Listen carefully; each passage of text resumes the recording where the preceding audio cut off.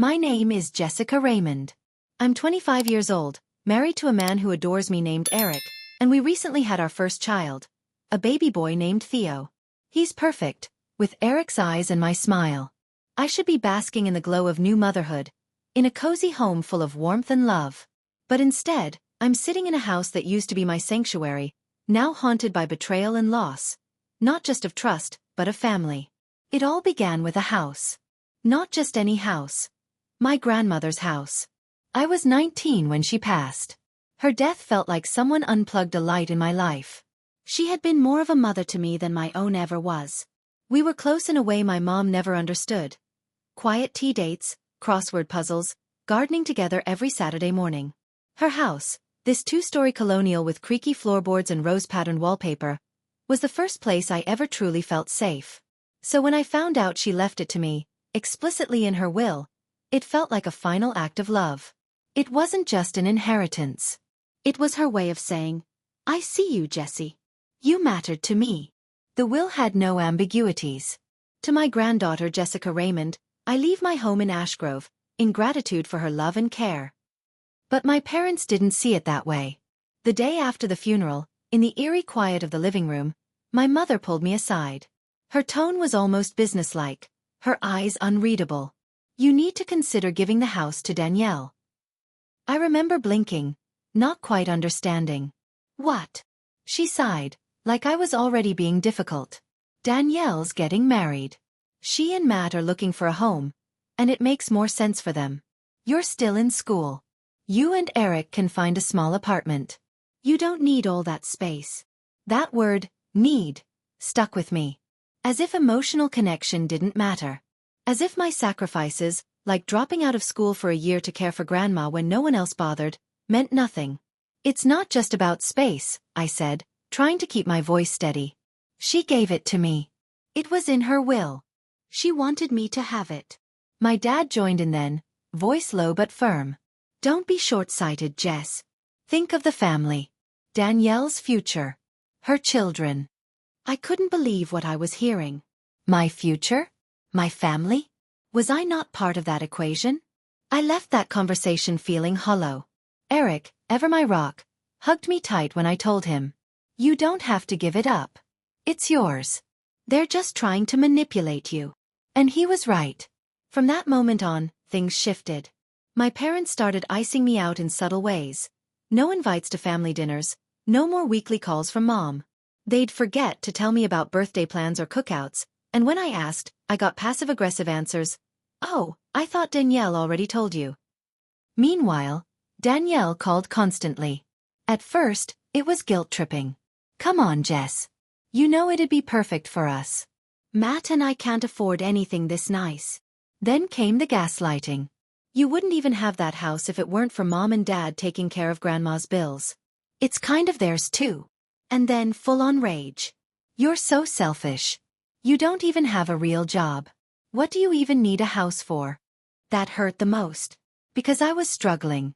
I was working nights at a diner to get through my part-time nursing classes. Eric worked maintenance at the university. We weren't wealthy, but we were proud of how we were building something, slowly, honestly. We moved into the house a month later. It wasn't easy, peeling wallpaper, fixing the plumbing, repainting the kitchen.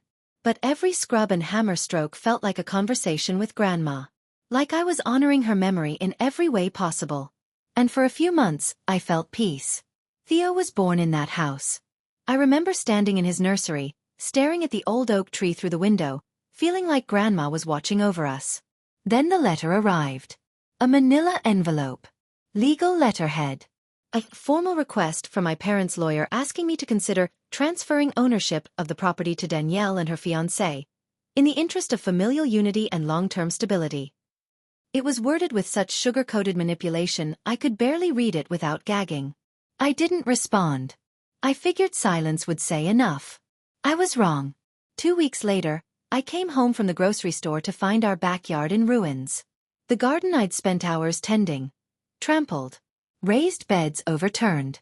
The climbing roses Grandma had planted the year I was born. Ripped out. And the oak tree. The massive oak that shaded the yard and dropped acorns onto the porch every fall. Cut down. Not just trimmed. gone. Sawed off at the base, its splintered stump gaping like a wound in the earth. I dropped the groceries on the porch. My legs felt numb. Eric came running from the house, holding Theo. "Jess, don't go back there." "Who did this?" I whispered, my voice breaking. There was a truck. A landscaping company. They said it was a routine clearing. Said it was requested by the homeowners. Homeowners? My parents. I called my mom, heart pounding. She answered on the second ring. "Mom, what did you do?" There was a pause. Then calmly, "Maybe now you'll rethink being so selfish." I didn't sleep that night. Eric sat up with me on the couch while I clutched Theo against my chest, staring out the window into the backyard. The moonlight hit the mangled soil where my garden used to be. The stump of the oak tree looked ghostly in the dark, like a gravestone. I kept waiting to wake up and realize it had all been some twisted dream. But it wasn't. Eric wanted to call the police. "That's destruction of property," he said, pacing. "They had no right. We can sue. We should sue." I shook my head. That would just make things worse. Because here's the thing about my parents, they don't fight fair. They don't yell. They undermine. They guilt. They manipulate and twist things until you start wondering if you're the crazy one. I knew what would happen. They'd tell the rest of the family that I overreacted. That I was unstable or too emotional. And Danielle? She'd cry on command and say she never wanted things to get this bad. I could already hear the script. Still, I had to do something. I called my mother again the next morning. She didn't answer. So I drove to their house, Theo strapped in the back seat, Eric trailing behind me in his car. When I knocked, she opened the door with that sickeningly calm expression, like I was just another door-to-door salesperson. "We're not discussing this again," she said, already starting to close the door. "I'm not here to discuss," I said, planting my foot in the frame. "You sent people to my house. You destroyed my yard. That's criminal." "Oh, Jessica," she sighed. "You always make everything so dramatic. It was just a tree. And a few weeds." I stared at her, stunned. "Weeds?" "I tried to do it quietly," she added. "But you wouldn't listen. You left us no choice." I could feel the blood rushing to my head. "You had no right." "It's not about rights," she said, her voice low and clipped. "It's about family. Danielle needs that house. You're being obstinate, and frankly, it's embarrassing. You're turning this into a spectacle." That's when my dad came into the hallway, holding a mug of coffee like he hadn't just orchestrated a break-in and demolition. He didn't even look surprised to see me. "You've made your point," he said. "But this is about what's best for the family, Jessica. Danielle's in a difficult place. You have a child now. You should be thinking about others, not clinging to sentimentality." I laughed. I couldn't help it. It burst out, sharp and bitter. "That's rich. You talking about thinking of others." That was when Danielle appeared on the stairs. She was wearing one of my old sweaters, the one Grandma knitted for me the Christmas before she died. I hadn't seen it since we cleaned out the house. I'd assumed it was packed away in one of the boxes, lost in the shuffle. But there she was, draped in it like a trophy. "I didn't want it to come to this," she said sweetly, walking down with that practiced pout. "But you left us no choice, Jess. You're holding on to something that was never really yours." I stared at her. "It was literally left to me. In the will." She shrugged. She was old. Confused. She probably didn't mean to exclude the rest of us. That's when I realized. They had convinced themselves the will was wrong. That it didn't count. That I had tricked an old woman into leaving me something they believed belonged to Danielle by birthright. The delusion was complete. I turned to Eric. "Let's go." "Jess," my mother called after me. "Don't make this harder than it has to be." I didn't respond. I couldn't. My chest was too tight, and I was afraid if I spoke, I'd scream. Back home, I started gathering documents. The will. The deed. Bank statements. I made copies, stored them in folders, emailed myself backups. I needed proof. Just in case. Because if they were willing to cut down a tree, what else might they try to destroy? A week passed. Then I got another letter. This time, it wasn't a request. It was a legal notice. Danielle was suing me for ownership of the house. On what grounds? Undue influence. They were claiming that in her old age, Grandma had been manipulated by me. That I had pressured her into changing her will. I could barely breathe reading the words. Eric sat next to me, stunned. "They're trying to erase you," he whispered. It felt like more than a lawsuit. It was a declaration of war. There's something about reading your own family's lies on official legal letterhead that makes your stomach turn. I held the lawsuit in my hands like it was radioactive. I read it once, then again, hoping I was misunderstanding. But no, the words were clear. My sister and my parents had filed a suit alleging I manipulated my dying grandmother into altering her will. They were accusing me of exploiting her, of stealing the house. Eric stood behind me, hands on my shoulders. "They think if they turn this into a legal battle, you'll just fold," he said. "They don't know you." But the truth was, I didn't know me either. Not in this kind of war. I'd always tried to keep the peace, to avoid escalation. But now they dragged me into a courtroom, painted me as some scheming granddaughter. And I had to decide, was I going to fight back? I hired a lawyer the next day. Her name was Tasha, and she had a way of reading people that made me feel seen. "This isn't just about a house," she said during our first meeting. "This is about control. They think they can break you." We gathered everything. Copies of the will, emails between me and Grandma, even an old voicemail she'd left thanking me for taking care of the garden and telling me how excited she was that Eric and I would be living there someday. Tasha was confident. "They've got emotion. You've got paper. But emotion, that's what hurts." Because while I was prepping for court, Danielle was rallying support like she was running for office. My aunt started calling, asking why I was dragging the family through the mud. One of my cousins texted me, "I don't get why you can't just let Danny have the house. It's not like you're rich either." And worst of all, my parents stopped acknowledging Theo's existence. No birthday card. No check-in. No "how's the baby?"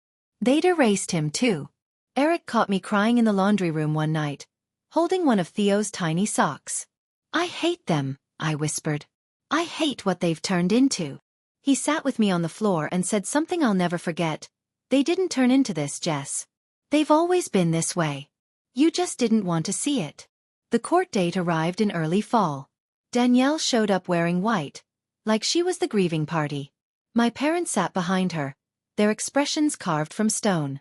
I took the stand and told the truth, about Grandma, about the care I gave, the time we spent together.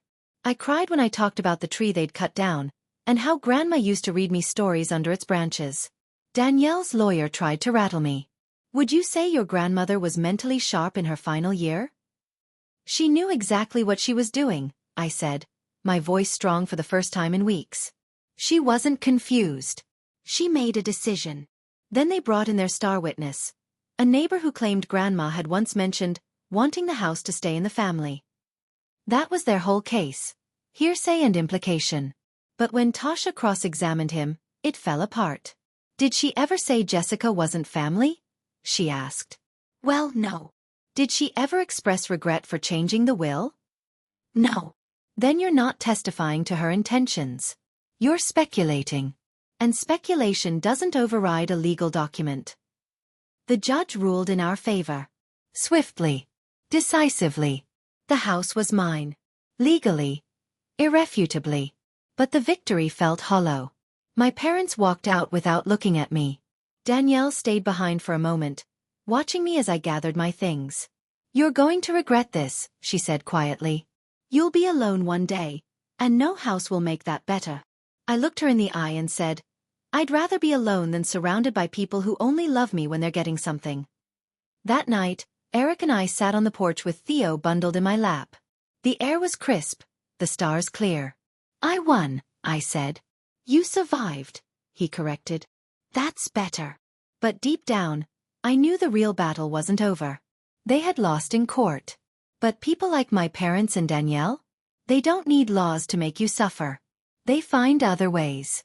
After the court ruling, I expected at least some kind of truce. Not forgiveness. My parents weren't the forgiving kind, but maybe a quiet withdrawal. Some space to heal. I was naive. What I got instead was a campaign of silence. It was surgical. Cold. Precise. My phone stopped ringing. No holiday cards. No acknowledgement of Theo's first steps or his birthday. My family had closed ranks, sealed themselves into a narrative where I was the villain who stole the house out from under my grieving sister. At first, I tried to pretend it didn't hurt. I told Eric, "It's a relief, really. Less drama." But then Christmas came. We drove past my parents' house on the way to the grocery store. It was lit up just like always. Wreath on the door, lights in the bushes, that old inflatable snowman my dad refused to retire even though it leaned dramatically to one side. And parked in the driveway? Every car. My brothers. My cousins. Even Aunt Marie's from out of state. They were all there. Everyone. Except us. Eric reached over and squeezed my hand, but I couldn't look at him. I just stared out the window as we passed, the warmth of the scene behind the glass digging into me like a splinter. I used to help Mom hang those lights. I used to sit at that table. I used to belong. That night, I found the ornament box in the attic. Grandma's old collection. There was one she'd made with me when I was 9, a picture of us pressed between two clear plastic halves. I hung it on the tree, dead center, and then sat on the floor and cried while Theo slept peacefully upstairs. A week later, the real blow came. I'd gone out to get the mail. Most of it was junk, except for one envelope from the county office. I opened it casually, expecting tax documents, and then froze. It was a permit request. For demolition. Filed anonymously. Someone had tried to mark the property as condemned. They'd listed hazardous foundation, mold exposure, and non-compliant plumbing, all lies. I just had the place inspected less than a year ago for insurance. I called the office in a panic. They told me the complaint had triggered an automatic review, but the inspector hadn't found any evidence to back it up. "Seems like someone wanted to cause trouble," the clerk said kindly. "You'd be surprised how often this happens with inheritance disputes." I hung up and sat on the porch steps, heart pounding. I could feel Grandma's absence like a hole in my chest. If she were alive, none of this would have happened. If she were alive, she would have shielded me. Instead, I was shielding Theo. From the ugliness. From the possibility that his grandparents might someday try to turn him against me, the way they had the rest of the family. Eric found me outside, staring at the yard. "We're not safe here," I said softly. He looked around. "You mean because of them?" "I mean, because it's not over. They'll keep pushing. Keep finding ways to punish us for not giving in." Eric sat down beside me, pulling me close. "Then let's make a plan. Let's protect what's ours." I nodded, tears stinging my eyes. Because I knew now, it was never about the house. It was about control. And even when they lost legally, they still had one weapon left. Ruin. By spring, the house was our fortress. Not in the romantic, ivy-covered way. In the way that you check your locks twice, you draw the curtains before dark, and you brace for letters in the mail like they're grenades. But we tried to live. Really tried. Eric built Theo a sandbox in the corner of the yard where the oak tree used to be. I planted herbs in pots on the windowsill. And for a while, things felt almost normal. Until Danielle showed up. She didn't call. She didn't text. She just knocked. I was alone with Theo when I opened the door.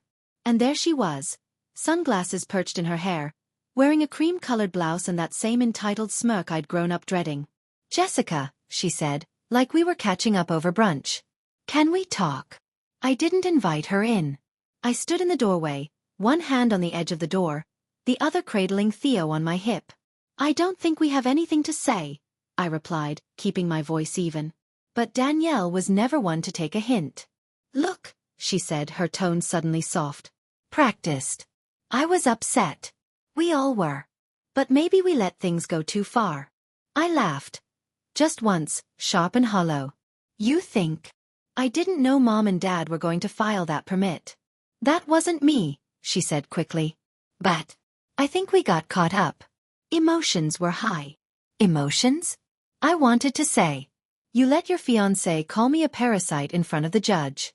You let our parents erase me from the family. You destroyed Grandma's tree. What do you want?" I asked instead. She hesitated. That was the first real tell. Danielle never hesitated unless something was at stake. Matt and I broke up, she said, lowering her eyes. And Mom and Dad? Well, they're downsizing. Selling the house. My stomach tightened. So, she continued, I was wondering if maybe there was space here. Just temporary. While I figure things out. I blinked. You want to live here? Just for a few months. It would mean so much. I stared at her. This house, the one they tried to rip from me piece by piece. And now, when her plans crumbled, she expected refuge in the ruins she helped create. No, I said. Clear. Unapologetic. Her face flickered, shock first, then wounded indignation. This is what you've become, she said, stepping back. You'd rather let your own sister be homeless than show an ounce of grace? I gave you grace when I didn't press charges, I said coldly. When I let you walk into court and lie without tearing you apart. I'm done being the sister who absorbs damage so you can stay clean. Danielle blinked hard. For a second, I thought she might cry. But then her jaw clenched, and the fire returned. You'll regret this, she spat, stepping off the porch. When Mom and Dad are gone and you have no one left. I already have no one, I replied. That was your choice. She left without another word. Theo cooed against my chest, totally unaware that I had just sealed something permanent between me and the people who once claimed to love me. A kind of closure. Not the gentle kind. The kind you weld shut because it keeps leaking. That night, Eric and I changed the locks. A week after Danielle's visit, I got a call from the bank. The voice on the other end was polite but urgent. Hi, Ms. Raymond. We're reaching out because we've received a notice of ownership dispute concerning your property. A claim has been filed contesting the legitimacy of the deed transfer from your grandmother's estate. I nearly dropped the phone. But that was resolved in court, I said, gripping the kitchen counter. I have the ruling. The house is mine. Yes, we're aware. However, it seems your parents are now challenging the original deed's legality through a different route. It's a separate civil filing. Estate interference. They're asserting that they funded the purchase of the home decades ago and therefore retained residual financial interest. I hung up, shaking. It didn't make sense. They hadn't paid a dime toward Grandma's house in years, if ever. But that was their new angle. If they couldn't take the house from the front, they'd tunnel underneath. Eric was livid when I told him. This is harassment, he said. We need to go after them. But I didn't want revenge. I just wanted peace. A life where I didn't have to brace for impact every time the phone rang. And then, another letter came. This time, it wasn't legal. No envelopes, no stamps. Just a folded piece of paper slipped through our front door, scribbled in my mother's handwriting. If you're so determined to cling to what isn't yours, then we'll take back what we gave you. I didn't understand at first. What could they possibly take back? The couch in the living room? The baby monitor they gifted us at the baby shower? That old TV they'd once handed down? Then I remembered. Years ago, when Grandma was first diagnosed, my parents paid for the roof repairs on her house. It was a big project. Nearly $10,000. They'd insisted it was an investment in the family's future. At the time, I hadn't thought much of it. Now it was their ammunition. The next day, a contractor showed up with a work order. We've been hired to remove roofing tiles from this address, he said, showing me a signed contract. Apparently, the owners are reclaiming materials. They're not the owners, I snapped. But it didn't matter. The paperwork had my parents' names on it. Technically, they'd paid the original bill, and unless I had proof of a gift, it was in a legal gray area. They weren't just attacking me with lawsuits anymore. They were tearing down the house. Literally, tile by tile. Eric called the police, but unless they damaged something or trespassed, there was little that could be done. The contractor left when he saw we were calling a lawyer, but the message had landed. This was war. Not legal anymore. Personal. They weren't just trying to strip the house of its shingles. They were trying to strip me of everything that made it home. The day after the contractor left, I sat on the porch with Theo asleep on my chest and watched the wind stir the garden.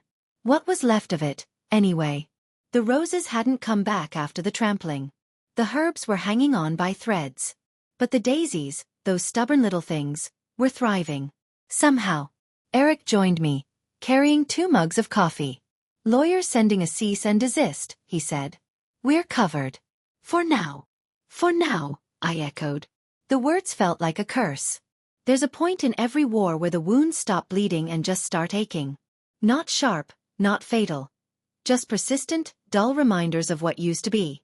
That's where I was. Not angry. Not crying. Just tired. And numb.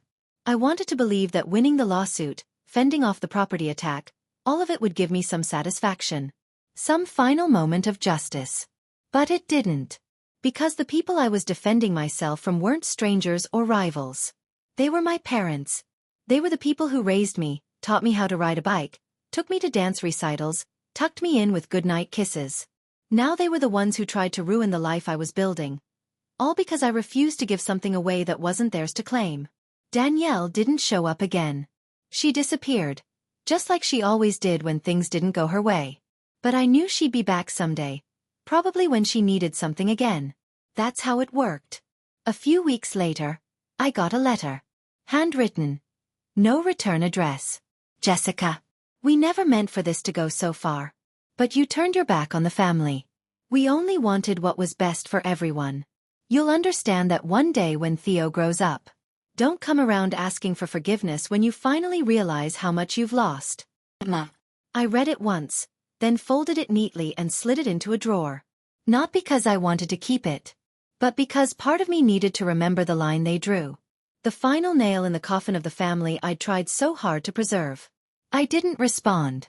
Instead, I poured all my energy into making the house mine again. Not just legally, not just physically, but emotionally. I painted the nursery with new colors. Planted new flowers.